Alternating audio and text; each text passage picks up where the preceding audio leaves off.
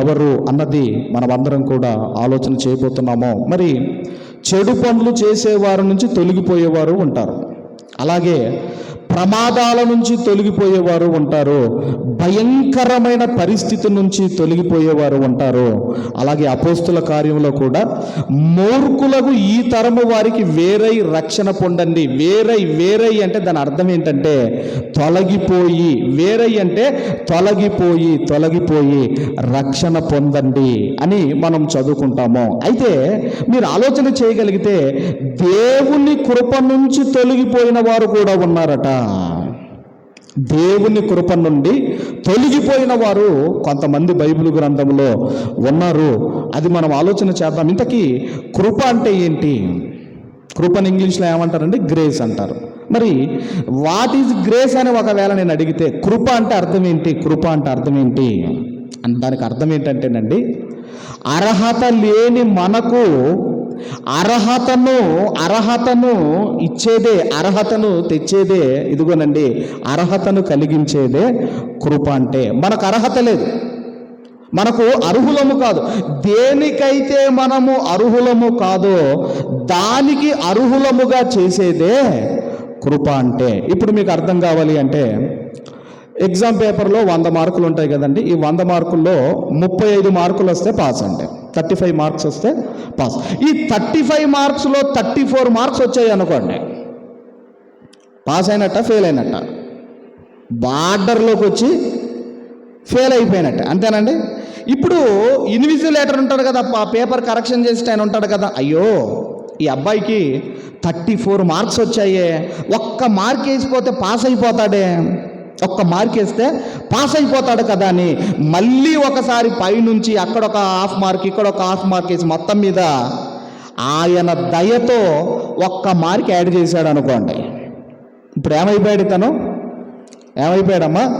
బార్డర్తో ఇతను పాస్ అయిపోయినట్టే. అంటే పాస్ అయ్యే అర్హత లేదు అతనికి, కానీ ఇన్విజిలేటర్ దయ వలన ఒక మార్క్ వేసాడే, దాన్ని ఏమంటారు అంటే గ్రేస్ మార్క్ అంటారు. దాన్ని గ్రేస్ మార్క్ అంటారు. అయ్యో దయ తలిచి వీడు ఫెయిల్ అయిపోతాడు అని దయ తలిచి వేసిన మార్కే గ్రేస్ మార్క్, కృపతో వేసే మార్క్. ఇది మనకు అర్థమైతే అర్హత లేని మనకు అర్హతను కలిగించిందే ఇదిగోనండి కృప. ఇంతకీ దేనికి అర్హులము కాదు మనము అంటే, పరిశుద్ధులు అని పిలువబడుటకు మనం అర్హులము కాదు, నీతిమంతులము అని పిలువబడుటకు మనం అర్హులము కాదు, పరలోకములో ఉన్న దేవుణ్ణి తండ్రి అని పిలువబడుటకు, ఆ పిలుచుటకు మనము అర్హులము కాదు మనము.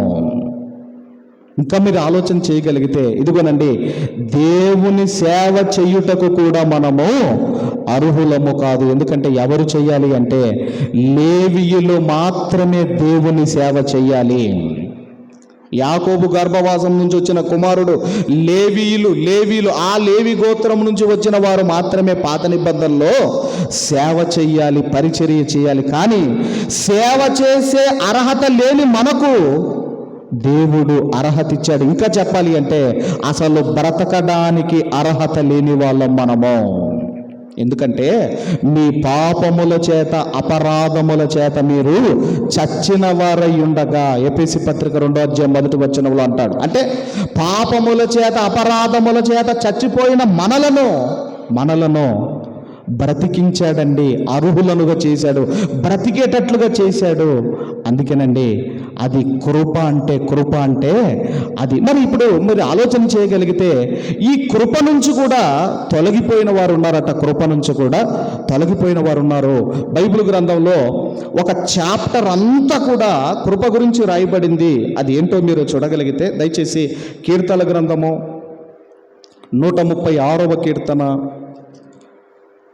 కీర్తనల గ్రంథము 136వ కీర్తన దయచేసి ఆ మొదటి వచనము నుండి 26 వచనాల వరకు ప్రతి వచనంలో మీరు చూడండి. ఒక 2 వచనాలు మీరు చదవగలిగితే, యెహోవా దయాళుడు, ఆయన కృతజ్ఞతాస్తుతులు చెల్లించుడి, ఆయన కృప నిరంతరం ఉండను. 2వ వచనంలో ఆయన కృప నిరంతరం ఉండను. 3వ వచనంలో ఆయన కృప నిరంతరం. ఇలా మీరు ఆలోచన చేయగలిగితే ఈ ఈ చాప్టర్ ఏదైతే ఉందో 136వ ఈ కీర్తన ఏదైతే ఉందో కృపకు సంబంధించిన చాప్టర్, కృపకు సంబంధించిన చాప్టర్. ఈరోజు ఆయన కృప మనకు లేకపోతే మనం బ్రతకలేము. అందుకే ఇక్కడ కృప గురించి మాట్లాడుతూ ఇంకా కూడా అదే కీర్తనల గ్రంథము 36వ కీర్తన 7వ వచనాన్ని మనం అందరం కూడా చదువుకుందాము. 36వ కీర్తన 7వ వచనం. దేవా, నీ కృప ఎంతో అమూల్యమైనది అంటే వెల కట్టలేనిది, మనము వెల చెల్లించలేనిది దాన్నే అమూల్యమైనది అంటారు. అందుకే నీ కృప, దేవా నీ కృప ఎంతో అమూల్యమైనది, వెల కట్టలేనిది, వెల చెల్లించలేనిది దేవుని కృప. ఇంకా మాట్లాడుతూ 77వ కీర్తన 8వ వచనాన్ని కూడా మనం చూడగలిగితే, కీర్తనల గ్రంథము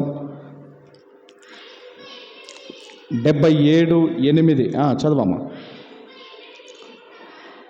ఆయన కృప ఎన్నటికీ లేకుండా మానిపోయేనా, ఆయన కృప ఎన్నటికీ లేకుండా మానిపోయేనా అంటే దేవుని కృప లేని రోజు ఏదైనా ఉన్నదా?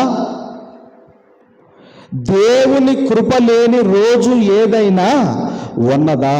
మీరు ఆలోచించండి. దేవుని కృప లేకపోతే ఈ భూమి మీద మనము బ్రతకలేము. మనం బ్రతుకుతున్నాము అంటే దేవుని కృప. అందుకే ఆయన కృప చూపని రోజు ఏదైనా ఉన్నదా? ఒక్క రోజైనా దేవుడు కృప చూపని ఒక్క రోజైనా ఉన్నదా? ఆయన కృప చూపకపోతే ఈ భూమి మీద బ్రతికే అర్హత మనకు లేదు. కాబట్టి ఆయన కృప చూపిస్తూనే ఉన్నాడు. ఒకవైపు మనుషులకు ఆయన కృప చూపిస్తూనే ఉన్నాడు. మనుషులు ఇంకా పాపాలు చేస్తూనే ఉన్నారు. ఒకవైపు పాపాలు పెరిగిపోతూ ఉన్నాయి, మరొక వైపు దేవుని కృప కూడా విస్తరిస్తుందట. అపోస్తులైన పౌలు గారు రోమీలకు రాసిన పత్రిక 5వ అధ్యాయము, రోమీలకు రాసిన పత్రిక 5వ అధ్యాయము 20, 21 ఈ 2 వచనాలు మనము చదువుకుందాము. చదవము.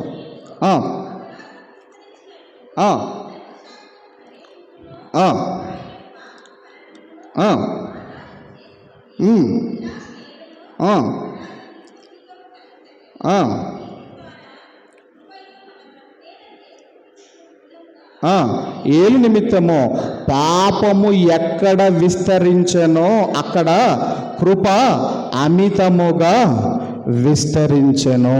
ఒకవైపు పాపము విస్తరిస్తూ ఉంటే మరొక వైపు దేవుని కృప కూడా విస్తరిస్తూ ఉంది. ఎందుకు విస్తరిస్తుంది? పాపాలు చెయ్యమనా, ఇంకా పాడైపోమ్మని విస్తరిస్తుందా? కాదండి. ఎందుకు విస్తరిస్తుంది అంటే మారతాడులే ఈరోజు కాకపోతే రేపు మారతాడులే అని దేవుని కృపటండి మనుషుల పట్ల విస్తరిస్తూ ఉంది. 6వ అధ్యాయం మొదటి 2 వచనాలు కూడా మనం చదవగలిగితే, అలాగైనా ఏమందుమో కృప విస్తరింపవలనని పాపమందు నిలిచియుందుమా, అట్లనరాదు.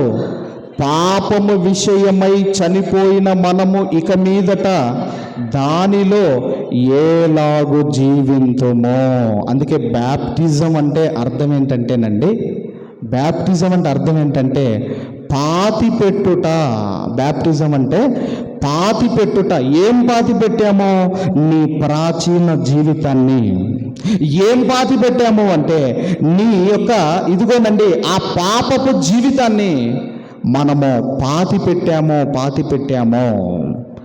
మరలా అందులో ఎలాగూ జీవిస్తారు. అందుకే అంటున్నాడు, ఇదిగోనండి దేవుడు కృప చూపిస్తున్నాడు కదా అని మనము గనక ఎక్స్ట్రాల్ చేసామనుకోండి, ఆయన కృప నుండి మనము తొలగిపోతాము. అలా తొలగిపోయిన వారు కొంతమంది బైబిల్ గ్రంథంలో ఉన్నారు. వారు ఎవరో మీరు చూడగలిగితే హెబ్రీలకు రాసిన పత్రిక, దయచేసి ఇంతకుముందు మనం చదువుకున్నాము. హెబ్రీలకు రాసిన పత్రిక 12వ అధ్యాయము 14వ వచనం నుంచి మనం అందరం కూడా చదువుకుందాము.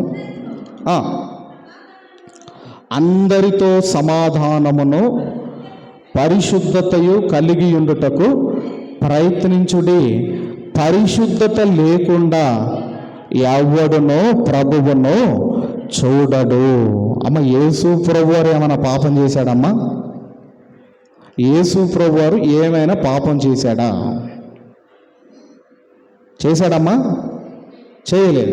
మరి ఆయన ఎందుకు అంత పరిశుద్ధముగా ఎందుకు బ్రతికాడు?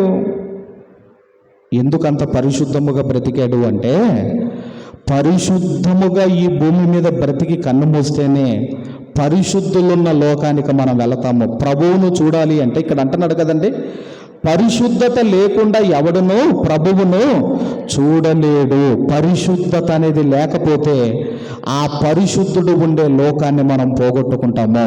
అందుకే ప్రభువు పరిశుద్ధముగా బ్రతికాడు. పరిశుభ్రముగా కాదు, పరిశుద్ధముగా నీ తలంపులు, నీ ఆలోచనలు, నీ మాటలు పరిశుద్ధముగా ఉండాలి అని చెబుతూ 15వ వచనంలో, మీలో ఎవడైనను దేవుని కృప పొందకుండా తప్పిపోవునేమో అనియు, మీలో ఎవడైనను దేవుని కృప పొందకుండా తప్పిపోవునేమో అనియు, చేదైన వేరు ఏదైనా మొలచి కలవరపరుష్ట వలన అనేకులు అపవిత్రులైపోవుదురేమో అనియు. దేవుడు అంతగా కృప చూపిస్తుంటే ఆ కృప నుంచి తొలగిపోవుదురేమో జాగ్రత్త అని చెబుతున్నాడండి. చెబుతున్నాడు, తొలగిపోవుదురేమో అని చెబుతూ 16వ వచనానికి వచ్చేసరికి ఒక వ్యక్తి గురించి చెబుతున్నాడు. ఎవరా వ్యక్తి అంటే, ఒక్క పూట కూటి కొరకు తన జ్యేష్ఠత్వపు హక్కును అమ్మివేసిన ఏశావు వంటి భ్రష్టుడైనను వ్యభిచారి అయినను ఉండునేమో అనియు జాగ్రత్తగా చూచుకొనుడి. కృప గురించి తొలగిపోయిన వారు అని చెబుతూ వెంటనే ఎవరి గురించి చెబుతున్నాడు అంటే, ఏశావు గురించి చెబుతున్నాడు. ఎందుకంటే దేవుని కృప నుండి తొలగిపోయిన వాడు. ఎక్కడి నుంచి అండి? దేవుని కృప నుండి తొలగిపోయిన వాడు. అందుకే మీరు ఆలోచన చేయగలిగితే, ఒకరోజు ఒక బాబు చర్చికి వెళ్ళి డైలీ ఒక ప్రార్థన చేస్తున్నాడు. అయ్యా నాకు కృపనిమ్ము, దేవా నాకు కృపనిమ్ము, ప్రభువా నాకు కృపనిమ్ము. ప్రతిరోజు అదే ప్రార్థన అండి. ప్రతిరోజు పాస్టర్ గారు కూడా చూసి తెగ సంతోషపడుతున్నాడు. అబ్బా, దేవుని కృపను అడుగుతున్నాడు అని సంతోషపడుతున్నాడట.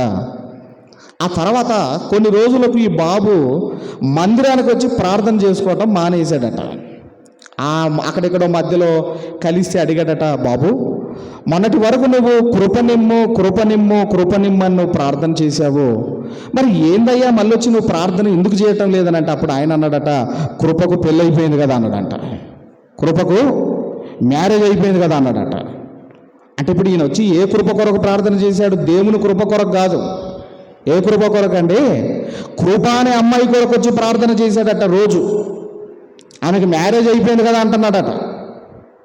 అంటే మీరు ఆలోచన చేయగలిగితే, దేవుని కృప నుండి తొలగిపోయి ఇదిగో ఇతను ఏమైపోయాడట? వ్యభిచారి అయిపోయాడు, భ్రష్టుడైపోయాడు.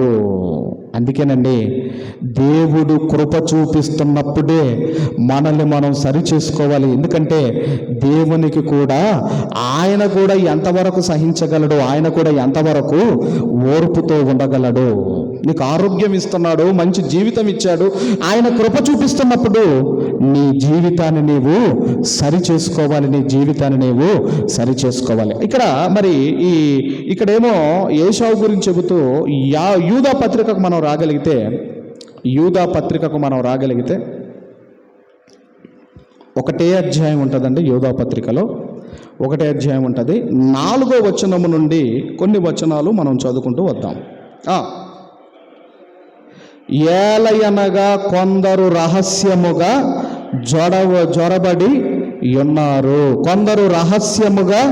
జొరబడి ఉన్నారు. అసలు వీళ్ళు ఎందుకు వస్తారో తెలియదు, ఎందుకు వెళతారో తెలియదు.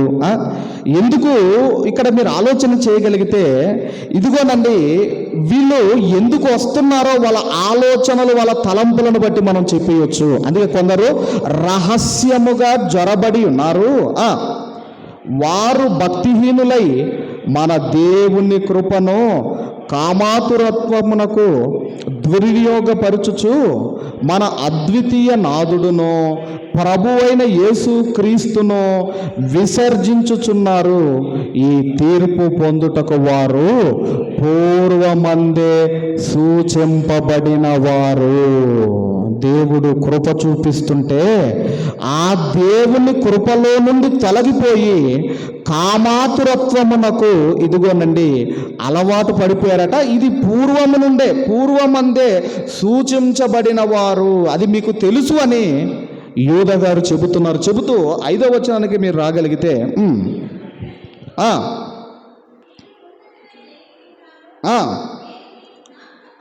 ఈ సంగతులన్నీ మీరు ముందటనే ఎరిగి ఉన్నారు.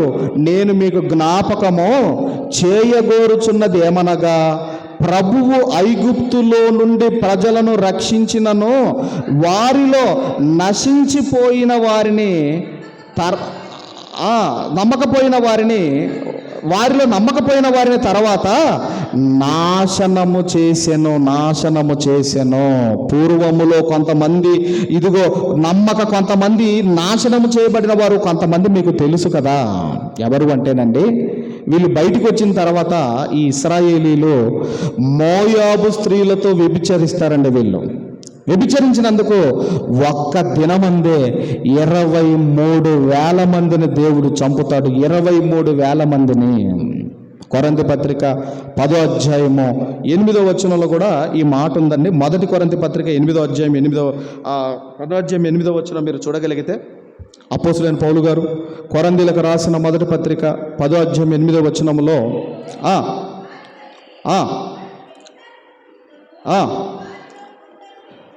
వారిలో కొందరు వ్యభిచరించినందున ఒక్క దినముననే 3,000 మంది.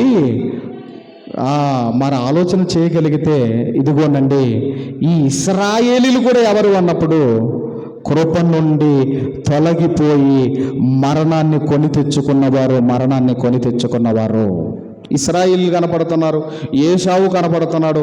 అలాగే యూదా పత్రికలో 7వ వచనములో మరలా యూదా పత్రిక 7వ వచనం, 1వ అధ్యాయము 7వ వచనాన్ని చదువు.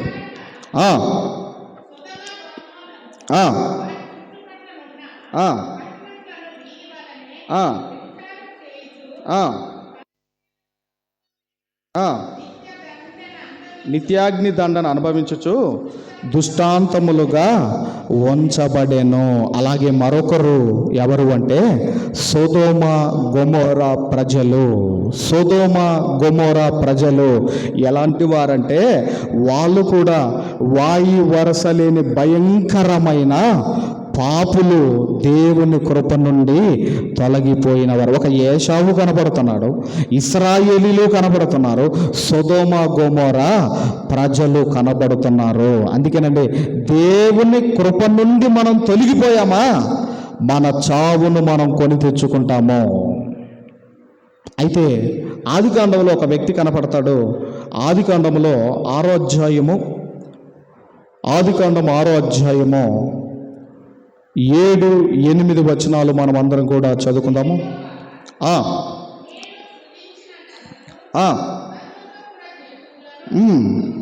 పురుగులను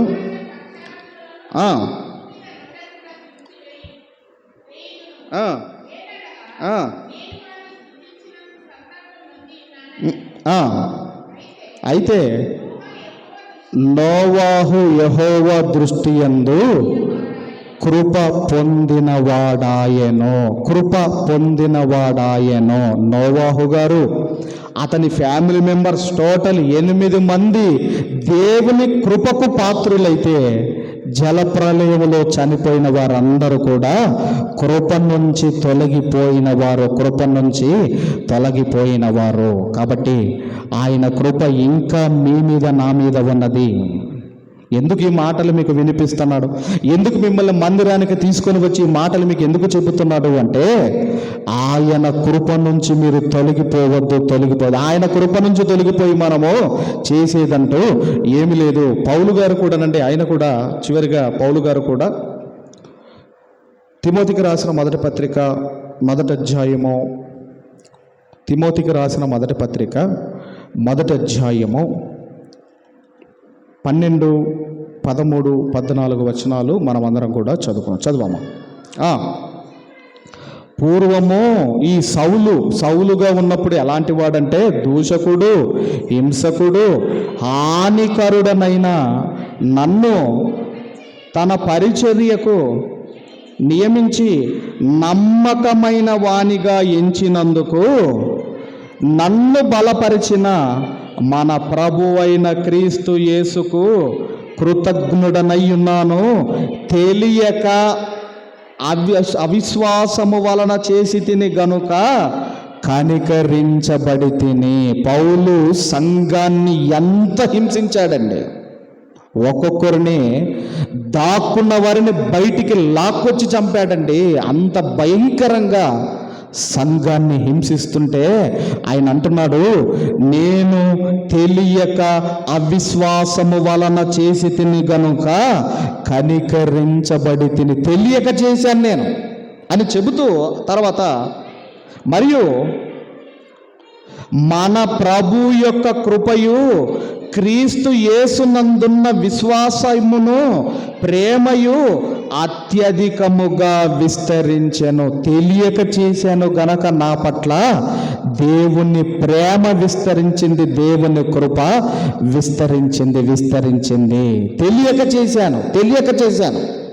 చేశాను కాబట్టి దేవుని కృపను బట్టి ఒక పౌలు గారు బ్రతికిపోయారు. చివరిగా మరొక సందర్భాన్ని చూసుకొని మనం ముగించుకుందాం. గలతీలకు రాసిన పత్రిక 5వ అధ్యాయము 4వ వచనాన్ని మనం అందరం కూడా చదువుకుందాం. గలతీలకు రాసిన పత్రిక 5వ అధ్యాయం 4వ వచనము.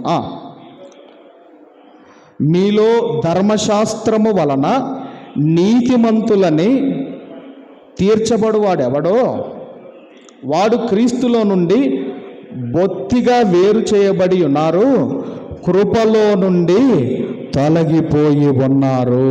ఈ గలతీ సంఘంలో పరిస్థితి ఏంటంటేనండి, గలతీ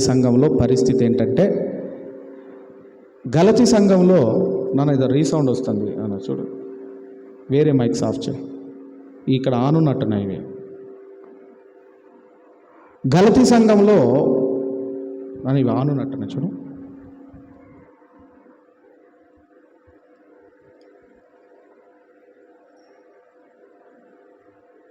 అక్కడ పరిస్థితి కొంచెం సౌండ్ తక్కువ పెట్టినాను, పైన తగ్గించు.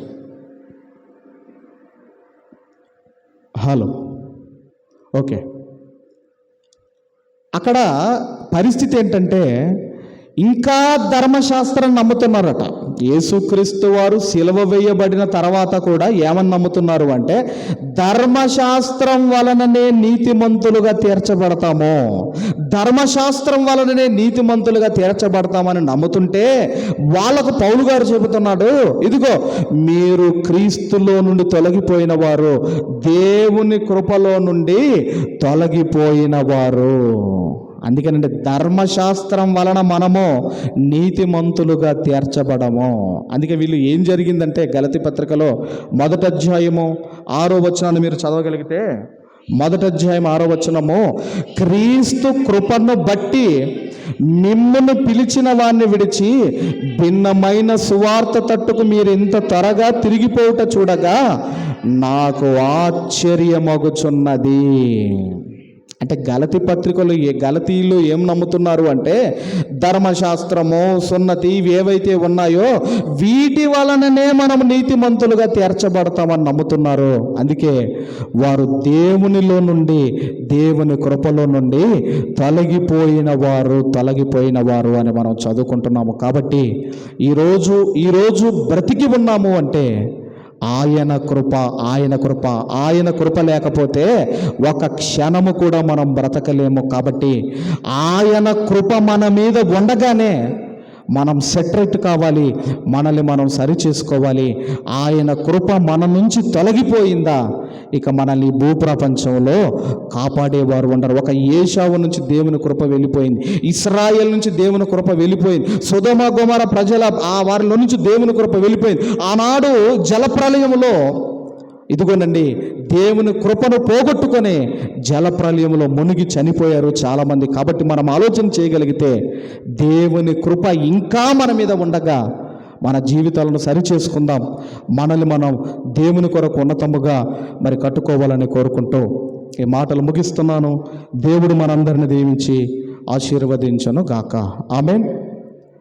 ఈ సమయంలో మన మధ్యలో ఉన్న శ్రీమతి ఎస్ భాగ్యమ్మ ఇస్సాక్ గారు మనల్ని ప్రార్థనలో నడిపించక ముందుకు రావాల్సిందిగానే మనవి చేస్తున్నాను. భాగ్యమ్మ ఇస్సాక్ గారు, వారు లేకపోతే శ్రీమతి లూది అమ్మ సంజీవరావు గారు ఫలింపు ప్రార్థన చేయటకు ముందుకు రావాల్సిందిగా మనవి చేస్తున్నాం.